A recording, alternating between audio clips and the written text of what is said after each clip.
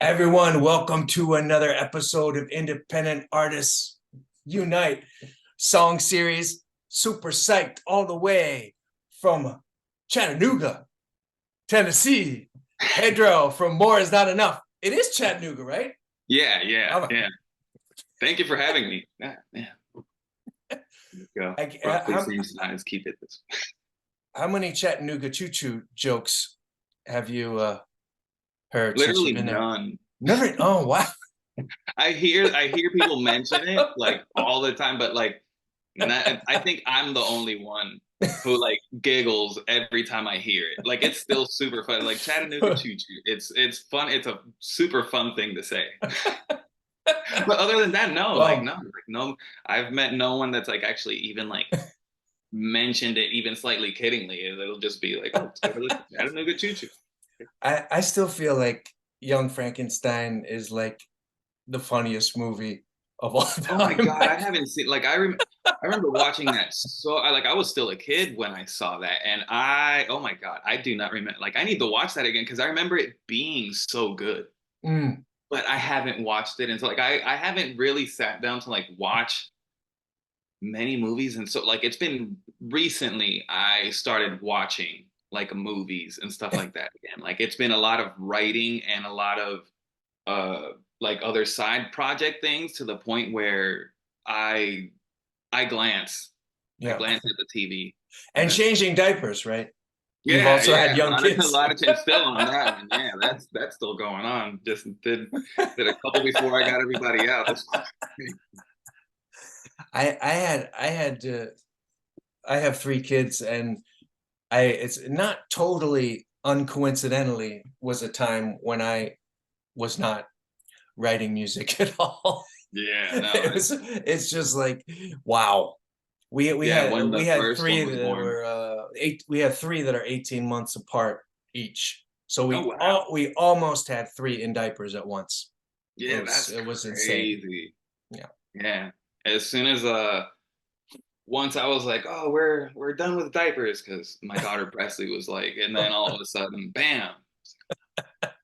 No, no, no, no, no. But it's fine. Like it like it seems like something that's like, oh, like the grossest thing and stuff, but it's really not. You literally do that without like even thinking about it.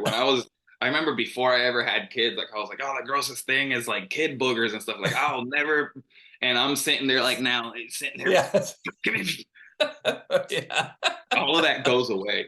Yeah. Um, you know what? I realized that because when I was looking at your Spotify, um, artist bio, and then I saw, this like the More Is Enough like radio collection or whatever, and I saw Tokyo Teens was on it, and then I realized I actually heard you on Jimmy's his Instagram live series that he did, right? Did he do Yeah, one with you? yeah, Yeah, yeah, yeah. yeah. That's funny because I think it was like last was it was it last summer or a year ago this Something like summer? that. Yeah, I Yeah, yeah. when I did that, I because I just got back to Chattanooga, I was moving to Florida for a little bit Yeah, for yeah, like yeah. family reasons and stuff like that. And we were staying at a bed and breakfast at the time when I did that. And I remember like closer to actually like the entire time when we got there, the youngest got sick. So and Okay. so was my wife. Like my wife between both of them, I don't know what happens because my wife works with kids. Yeah. She works ABA, so she basically does she works with kids with autism and stuff like that, and kids with Down Mm-hmm. syndrome. And at some point, at one of the schools where she was working at, she ended up getting hand foot mouth disease, Wow. which was terrible. And then she ended like I got nothing, but the baby got it. The baby and my other kid got it, and that entire interview, it was so Yeah. hard to do because everyone was miserable. And then they knew I was doing it, but my wife was like sick at the time, like trying to take care of the kids. And whenever like one would escape Mm. or something like that, they'd Oh. head like straight to my room, like, oh, dad, oh, dad. It was, Yeah, I I remember had to that. cut it off with Jimmy and like I had to like carry one of the babies. I was like, okay, well, I gotta go now. I Like, remember that. sorry. Yeah, because I was I remember at the time it was striking too, because you were talking about, I think at that time you had just like sat in with a gig with Bestial Mouse Yeah, when they were coming through town or something. yeah, that was an And extremely fun show. yeah, yeah, and I love them. They're I so love her, good. and I've That was been the first time I really heard because that was getting to Florida, and then that was me trying to quickly hook up as many shows as I could like while I was there, and I met some amazing promoters down there actually. Mark from Communion After Dark, uh, amazing person, and him and Pete Olin got me on that show. mm. And I've heard the name Bestial Miles before, but seeing them live was was the best because like I heard slightly a couple of things like when I was like, oh, let me check them out. I was like, oh, this is cool. This is really cool. But then once they hit that stage, I was like, holy shit. Yeah. Like this is she puts on such and she's an Orlando native. Oh, that's right. That's right. She Yeah, went, yeah, yeah. she went to the same school that my wife went to. Yeah, Dr. Phillips, yeah. They Well, both went to the same school, either Dr. Phillips or university. because Either one of them, but yeah. it was interesting because it's like I mean Jimmy's Instagram live thing, that's really why I started doing this, you know. So Oh wow. and because I was also on his Instagram live. And then it was interesting because you mentioned Bestial Mouse as sitting him on a guitar with them. Right, right? You play guitar with them or No. I didn't sit in with. I played with them. I oh, played a oh, show with okay. them. Oh, you played a show. Okay, Yeah, okay. I opened up for them. Yeah. That's right. That's right. Sorry. Yeah, and I because I had been following her for maybe 3 or 4 years or something like that. And and I just was like I mean I told her like half like terrified, half like you know, like, what's going on here, man? I just love all the videos and covered in mud or Yeah, black yeah. crease or She's so something. artistic. And yeah, yeah, everything, you know, every aspect, you know. And and then she's ended up I actually just have done like my second show with her on it. So it's Oh like wow. it's just so cool, you know. I mean, it's like a very small kind of uh It like really is. Yeah, like independent show business story, but it it was really just is. Like so cool because I it. always like look up to everybody and I was like, hey, now I can Yeah, like talk to these people and have them on the show and it's really cool. that's how like I work for literally my favorite record label on earth. Like I work social media for a record label called the Artisan Era, which I'm a huge metalhead. Like Yeah. everything I'm wearing, right? And I work. This is the band that I technically work for is in Fairy. I'm wearing a. I went on tour with these guys recently and Oh, awesome. ran merch for in Fairy actually. Um, and I was just a fan. I was a fan. Like I Yeah. was a huge, am a huge The Black Dahlia Murder fan, and they ended up posting a link a really long time. I was still living in Puerto Rico at the time. This band called Inferior, and I was like, oh, let me check these guys out, and they blew me away. Something Mm, insane. Years go by, years and years and years go by me listening to them, collecting all their records and shirts and all of that. They come to Orlando when I finally ended up moving back to Orlando from Puerto Rico, asked if I could do photography. I constantly did that. Like I do photography and graphic design and all of that. yeah. And I would just hound bands, kind of like hit their Instagram, like, hey, you guys need some free photography? I'll do some video, edit it really, da da da. And it went from that, me doing a little bit of filming of their shows and posting it on YouTube and photography and stuff like that, to me actually filming their music video for Cursed Unholy, because I already had all of the footage on camera. And Malcolm, the guitarist, he's also the record label owner. He hits me up and he was like, "So do you want to do the music video for this song?" And I was like, "Christmas Eve." It was Christmas Eve. He sends me this message. Like I wake up and I have this message on my phone. Imagine, I lost it. I lost it. And then that small video went to lead on for me to like work uh, a couple of more music videos for them when I ended up actually moving here. And I lied, I'm skipping forward, but when I went to, I've literally every year I've moved to like a different state. And when I was in Oregon, he offered me the job for social media. Wow. And from that went to doing a lot more music videos for the label itself, not just like his band. And then Mhm. actually going on tour with them and going on tour with a couple of other of my favorite bands. And now I get to call these people my friends. And It's so cool, man. yeah, So and same cool. thing in this, like doing like the dark wave thing now. Like I can call the dudes in House of Harm my friends and stuff like that. It's I talk to those guys regularly and insane, insane. Like Yeah, once yeah, it gets to that point, like it's it like I still feel so dumb. You know what I mean? Like I'm just this dumb fan, like completely like yeah, oh my God. But yeah, they're homies, like but it feels so weird. It's yeah, the yeah, weird. yeah. But it's so great. I mean, I have a similar thing. Well, different circumstances, but I was a huge fan of Pain in the Ass. I don't know if you heard them, James K. No. Ultra, Pain in the Ass, and who I found out about through Jimmy as well. And I just loved his music. I did this like deep dive into his music, and I was like listening to it all the time. I was like, this is Yeah. so awesome. It's like kind of darkish synth pop kind of stuff. Really just well crafted and just like, Yeah. I mean, I just loved it. I was just like, this is I what have to I've check been them out wanting to now. listen to. Yeah. And then he just put up on one of his Instagram stories, hey, I should remix your next record, to just out to everyone. And so I wrote to him, I was like, how much does something like that cost? Yeah. Yeah. And then he's like, oh yeah, I know your single. Yeah, I want to remix your latest single. I was thinking, I was like, what? And That's and insane. and and now he's producing every one of my singles. As his the sixth one will be coming Yeah, out soon, that's the and best. he's sending me now demos of songs. What do you think about this? That he's going, Oh my and God. Yeah, we're that's like it. we're I like love best friends talking all the time, and I'm like, it's kind of what you described, where I was like, this is it, man.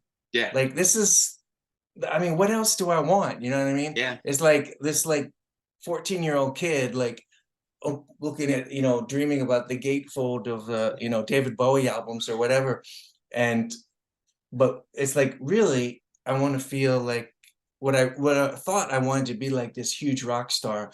What I really wanted was this feeling of community and Yeah, to be exactly. appreciated and to feel like I'm giving something to it, and that I really, like you said, really am a fan of people that are Yeah. now my peers. I mean, what more Yeah. do you want? You know what I mean? That really Because is like living the dream. yeah, like the rock star thing to me, that's like I've come to learn that it's a huge farce. Like Mm, that shit is hard. Like yeah. there's nothing easy about like when people are like, oh, it's gotta be so great. It really is. You know what I mean? Like it's amazing to create music and create the visuals and stuff like that. But I also think it is the hardest thing that I've ever done. When I went on tour, I learned that day. Uh, Mm. there's There's the nothing glamorous there's the about it. grind. Yeah. Yeah, it's all work. It's all work. And I was working merch, and then this band, uh, they're doing it. They're bringing in about 3,000. When I was doing merch for them, they were bringing in merch sales alone at least 3K. They're Wow. averaging 3K in merch sales. So I would get there, set up merch. So I'm bringing everything in, all of the gear. So not just like the merch stuff. I'm bringing in drums, I'm bringing in guitars, caps, all of that, setting all Oh that stuff. yeah. So they're doing sound check. I'm setting up my table, doing inventory, making everything look really nice. When they're done sound checking within like the 15, 20 minutes, they're hanging out and just waiting, either writing or doing stuff like that, or doing absolutely nothing, drinking. And I'm still setting up merch, like Mm, still going. And then all of a sudden the doors are open and mm, I'm getting bombarded. mm. So, No. so it's this constant waiting and just hard work, and it's boring as all hell, Mm, but extremely. It's so boring to the point where it's fun because it's like now it's this boredom where it's like it's just completely new to like where you're working the entire time, and then it's like all right, now we wait. Okay. I never really did that because I would get hit as soon as like the doors were open. Like all the guys are hanging out, talking to their fans and stuff like that. And I would have to like run around like with my fucking, oh, I need these shirts, I need this, and I would hit the bed. So and then being an artist on top of that. So at the same time I was doing all of that, I was writing music on the road, and that it's just work. It's mm, just mm. a lot of work, but it's the funnest. work. So that's what makes it like extremely gratifying. Like Rockstar, nothing of that. Well, it probably helps that you're friends with the people too, because you want to Yeah, help them and you want yeah, to, you're part of this community, that's the feeling I love, yeah. Yeah. It's amazing. It's I've never felt anything like that. And for the new More Is Not Enough, so I really can't talk too much on it. But I have an EP coming out, and it's gonna be a collaborative effort Oh, with nice. someone that I really can't mention. Uh, but it's going to be the biggest thing and it's from the metal community, but it's going to be like the biggest thing that I've ever done. And it's from a person that I never it was supposed to be a Wow. feature. I reached out to this person just, Mm, hey, I'll pay you for you to do this in just a couple of seconds, maybe like a 30-second long. And I'll just repeat yeah. whatever part, just, sing your Yeah. little part and I'll do Yeah. whatever I, Just capture something. yeah. And she was like, send it to me. So that's all I can Wow. tell you. It's gonna be a female. He Yeah. was like, send it to me. I was like, all right. She was like, do you want to do an EP? Wow. Like, what? So So now I'm cool. writing a record with this person. Wow. That's And so I've been a cool. huge fan and friend for like, I've been a friend of hers for about 6 years now. But she's always been on the grind. She's a Mm. touring musician. That's how she makes her money. She's signed to one of the biggest record labels um, in metal right now. She's a metal vocalist. Again, I'm giving away like these little hints, but I can't give out a name. All I have She's to do is keep my mouth shut. You're gonna tell us what it is. yeah. But yeah, Okay, and it's okay, she's got green hair, but that's it. yeah, yeah. Oh my God. So and the fact that I'm still when it happens, we already have a demo of one song. It's gonna be a little bit slow because she is extremely busy. So like I really do have to like work around her schedule. Oh, awesome. She's very viral. She's extremely viral. So Wow. yeah, so like there's the Well, hopefully we have you back on to talk about that when it comes out. When it yeah, comes yeah, out, yeah, that'll be definitely. cool. But let's talk about Frail Flesh that just came out. And and before you get into that, let's talk a little bit about how you went from full on metalhead to segueing into dark wave, more of a dark wave thing. Um, well, I've always had an affinity for like dark wave and stuff like that. I was always a huge Nine Inch Nails fan.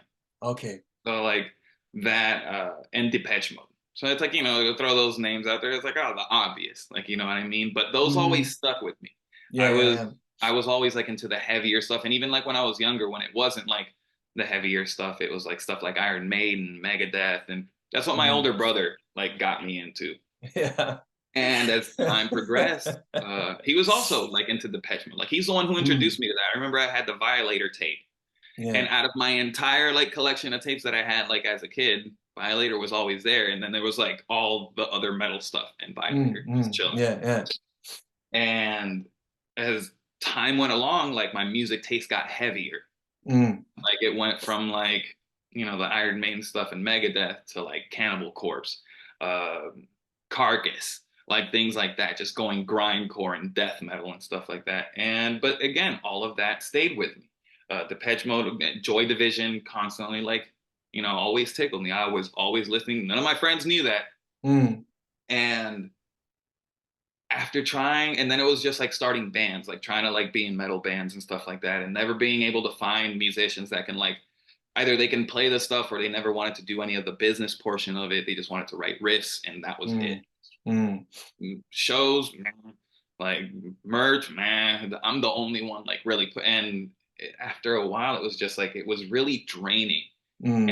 And uh, working through metal, a friend of mine introduced me to Drab Majesty. Oh, yeah. and and then by that time also I was slightly getting into Choir Boy because I it was like a quick clip of Hellmouth that ended up like it was on Instagram. I was just kind of like Mm. scrolling through Instagram because I collect records and I was like looking at records on Instagram and stuff like that. And I saw one of the variants. I was like, oh, that's cool. And the cover was super cool with the vampire, like Adam as the vampire on it and stuff. And then Hellmouth popped on. And it's just like, wait, I'm not supposed to like this, but this is amazing. Like, I'm not supposed to like this. yeah, I was like this huge conflict in my brain. Mm. Mm. And that's what drove me to like it more. It was the fact that it was like something super new, and I like things that like just completely throw me off. Like the more Mm. uncomfortable I feel sometimes, like the more I want to explore that. Because Mm. sometimes when somebody's like, "Oh, I don't like that," because like I feel that that's when I thrive. Like if I'm like, I don't know, I'm like I force myself, and Mm.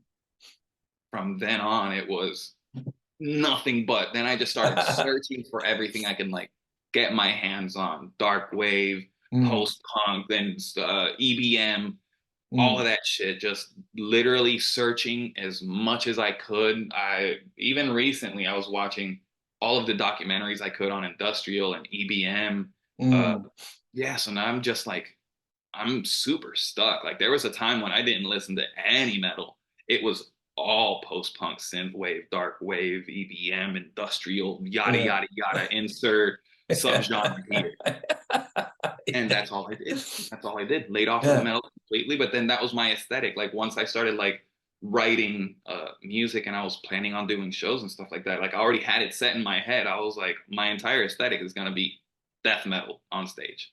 Anytime I'm on stage, I'm wearing one of my friend's death metal shirts or hat or something, and then just singing to some dark wave stuff because the way it made me feel was the best thing. It was like so new. Again, it was Mm. so familiar because it was always kind of there with me. You know what I mean? Always tickled me, and then eventually I just went all the way in. Yeah. Yeah. Yeah, Yeah. yeah, super Awesome. fun. So I'm so happy about it. It's like I think it's like one of the best. Doing this, I think, has opened up more doors Mm. eh, even with metal and stuff like that. The fact that I'm doing that collaboration is through metal, but she's not Mm. gonna scream her. She's also a huge Darkwave fan. Like she's Mm. Mm. really into Moreau and Twin Tribes, and she's a Mm. huge Drab Majesty fan and Choir Boy fan. So like when she heard the music that I was doing, she was like, "Can I do this with you?" Wow. Yes, yes, So you can. cool. Yeah. Yeah, And what, so what's your live setup now? Are I'm by you like myself. a one man show? Yeah, yeah. I mean, because that also, the fact that that's kind of legit, I mean, not kind of, it's legit in It the really dark is. wave community. Oh my Lord. Sorry, my phone alarm's No, you're going totally off fine. too.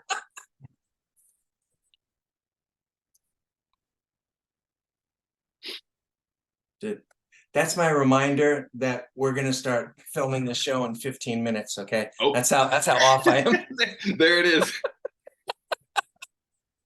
Forgot to turn that one off. No, that's Let me make totally fine. let me make sure I'll edit this part out so we don't make sure I don't have another one on. Okay. Yeah, yeah. Um, but all right, start again. Um, but yeah, the fact that it's legit to be by yourself in dark wave, it also makes like opening gigs and stuff like that so much easier to pull Yep. off, right? Yep. All the money comes back to me. And all the money. There's no split. I'm not making like a lot of money or Yeah. anything like that, but it definitely helps when I'm playing a gig and I don't have to give any of the money to anyone. If we Mm-hmm. sell merch, it's like, oh hey, it just goes right back to merch. Or oh hey, grab a drink tonight or something. I never like really do like I'm like the least party person. Like whenever I'm all business. As soon as I get to a show, the first like 20, 30 minutes of setup is like, don't talk to me. Like I have In the this zone. mind. Yeah. Yeah, it's like I have that like once I'm in there, I'm only thing that exists is setup. Mm. Everything else Yeah. is like when my friends are like, "Oh, hey, you want a drink?" I go away. Hey, you want? No, no, no, no. Leave me alone. When I'm like, I won't pee. I won't eat. Like I can be holding everything in, but as soon as I have this done, then everything else will like come along. And Yeah. it's all And me. I don't it, have to worry about anybody else. It's awesome. and it makes sense that you were talking about this visual art kind of background that you've done in videos and stuff because I noticed on Bandcamp you have quite a selection of merch. Yeah, yeah. I designed all of the merch. You design all that stuff, Yeah, okay? yeah.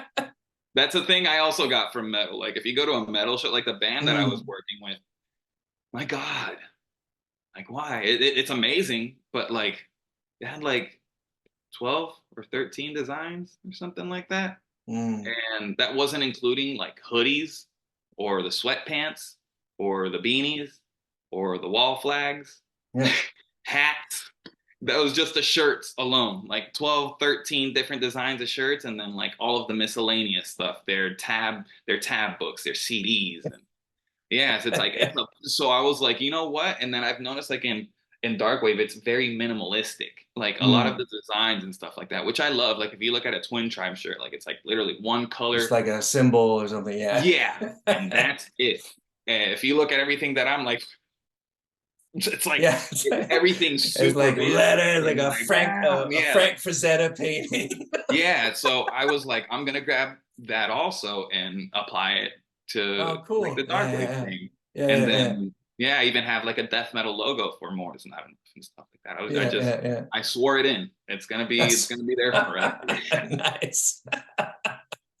That's cool, man. All right, so let's talk about Frail Flesh, how the creative process came about with that. Or is your creative process the same with every song, or do they come in different ways? Kind of. I guess you can basically say they all come up like in the same way, like the writing process and stuff like that. Frail Flesh was my my I'm gonna be honest, my most honest that Mm, I can like song because everything else that I've done is like super shrouded in metaphor and stuff like mm, that. Even though they kind of like relate around the same thing. More is not enough was something that I wanted to start like in 2006, 2007. mm, Um, it never really happened because again, that was a time when I was like really dealing with metal and stuff. Except more is not enough was gonna be more like a Portishead like mm, kind of thing that I wanted to be hip hop-ish, trip mm, hop-ish, synthy kind of thing. And I was in a really, really, really, really, really, really bad relationship at the time. Um, yeah, it was like yeah. really bad. I was like, shit, I was like I was 28, 27, Mm, 28 or something like that. And I went to prison. I went to prison for 3 years. shit. Yeah, it's never fucking easy to talk about, but that's why I ended Mm, up writing Frail Flesh because I'm tired of telling this story. mm, And then in the same way that I'm tired of telling it and being looked at uh like completely different. I always tell a story and like I always have to like turn it on to not completely drain myself of emotion because mm, I caught my then girlfriend cheating on me and I already had mm, suspicions. I had suspicions of stuff that was going on and I moved. I left. We were still seeing each other. We were still trying to make things work out. I just didn't know what was happening. mm, She was an extreme alcoholic. I've mm, never drank or I've always been a huge stoner. Like I smoke weed. mm, Um, and she was a big, big, big, big, big alcoholic. And we worked together. And whenever I would leave work, I was always the first one to leave because I'm a chef and I would leave and she would stay. She was a server. Of course, she has to stay late. And sometimes she just wouldn't come home. You know what I mm, mean? 5 o'clock in the morning, like nowhere to be found. I'd call her, nothing, just constantly doing that. Until one day I was like, you know what? I'm fucking done. I'm done completely. Just big argument. She wanted to leave. We were like still talking. I go outside as she's like leaving. I she's pulling her car out. She fucking beams right towards me with her car. mm, Jump on the hood, roll off. I was like, I'm out. Fuck this. This is why am I here? But it was this whole thing. I gotta save her. Like, God, mm, she was the best when she wasn't drinking. You know what I mean? mm, mm, The yep. best. But then that monster Mm, would come out and mm, I still wanted her. Like I mm, wanted because I knew what she was like. And then the day that she ended up hitting me with her fucking car, mm, I was gone. mm, Luckily, I literally jumped on the fucking hood of the car and rolled off, and she didn't come back. I started packing up my shit. My brother came. He picked me up. mm, He's wondering where I'm at. But then I'm dumb enough to be like, oh, sure, sure, we can work it out. Blah blah blah blah blah. but I'm gonna stay here with my brothers. And then this is where the story begins, basically. Um, we were gonna hang out that night, Mm, and all of a sudden she cancels on me. I was like, all right, cool. Wait, why do I hear your ex in the background? We were mm, talking on the phone and she was like at this bar. And I hear him talking to her. I was like, oh, that's interesting. Cool. I was like, all right, so this is why, mm, all right. And I already had that inkling. So mm, her house was a couple of miles away. I didn't have my car. So I decided to walk like around, it's like midnight or something like that. I decided to walk. This is where the first lyric comes in. the Walking walk. for miles just to see who was there. Mm, And then ear to the window, and all I could hear was the sound of your moans whimpering in his ear. I never saw mm, anything. I had that suspicion. I mm, put my ear to the window because I saw through the blinds of the living room that the TV was on. So soft glow through the blinds, and no one was there. The mm, TV was on in the living room, but no one was in the living room. But my ear to the window, and that's when I heard everything. And see, and even to like now, I still think, and like I start shaking. mm, And I hear that, I'm like, and I should have just fucking left. I should have just fucking called it and been like, you know what?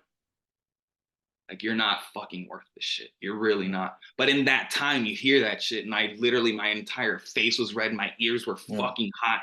Temporarily insane. Yeah. And I grabbed the beer bottle that I saw in a recycling bin and I threw it through the window. My dumbass, because I wanted to see, I go to rip the blinds down.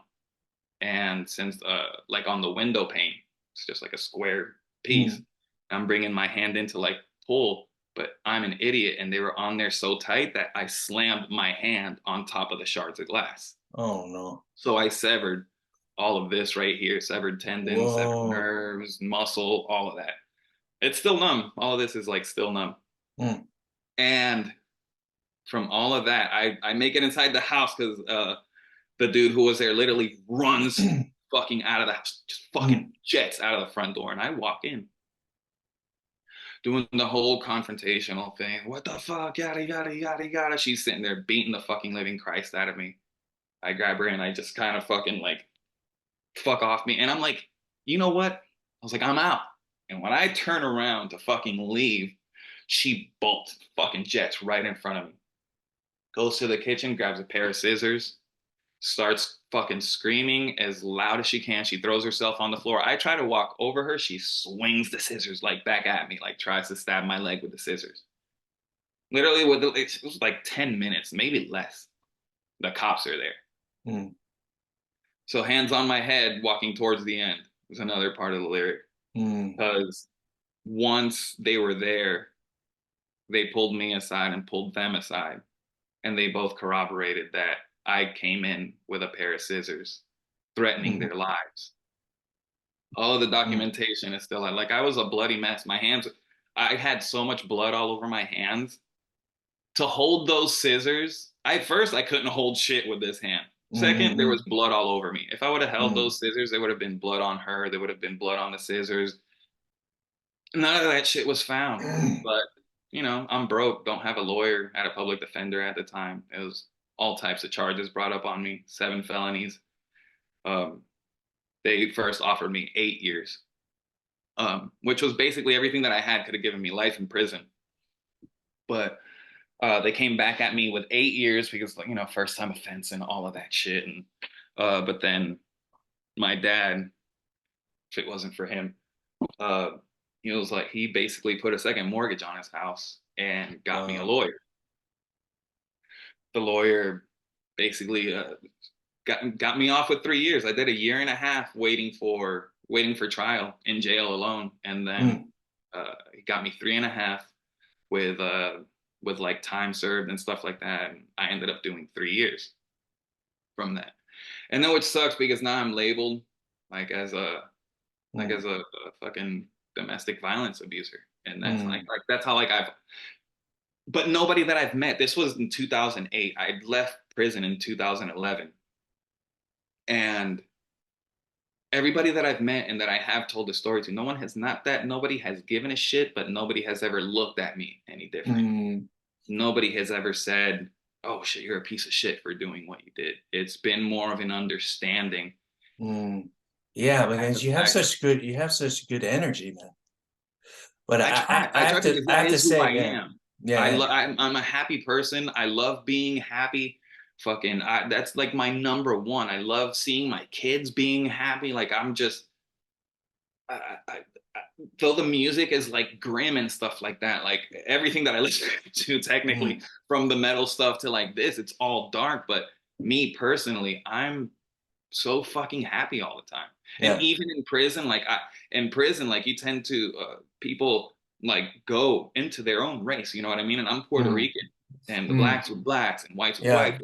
And I was welcome in all the circles. Like I was that one guy, like when I was in prison, that was like I everybody. can Like I got imagine it. along with everybody because like Yeah.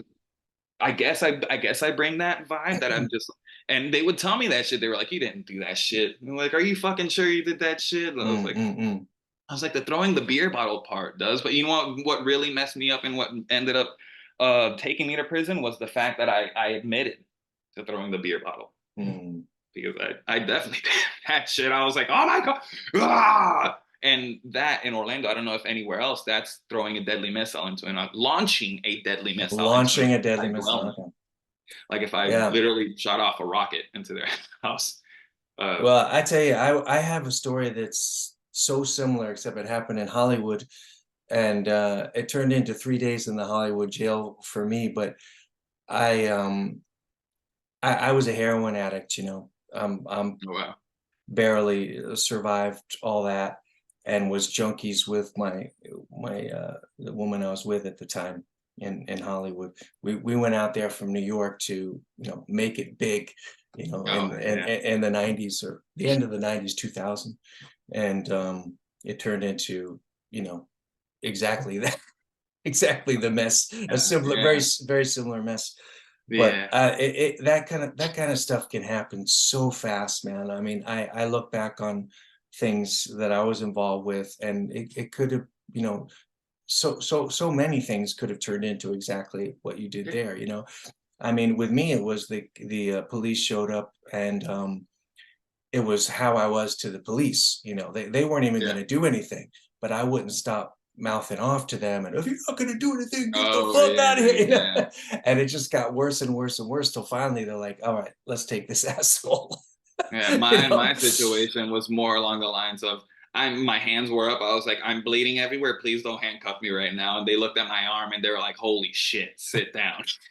They're like, keep your arms up, and not just because of like keep your arms up, we're the police, but more like keep your arms up and like keep the blood pressure yeah, like I had to bring your arm up and we'll get something yeah. around it. And yeah, like that Well, was thanks for sharing that, man, because also think it's important for people to hear that, people have been through these phases in life and yeah, have it caught was bad hard. breaks, and this and that, and you can still go on and make a beautiful life for yourself that you Yeah, have now with your kids and everything, man. amazing. I It's a great fucking loved story. it. Yeah, and Yeah. the thing was, I was really hesitant on even putting it out that way, Mm, on even putting out the story, because I could have just like left the song and let it be how it is, and everybody can interpret it like in their own manner. It still kind of has that message behind it about like yeah. ear to the window, and but they can also relate that as in like catching somebody in Mm,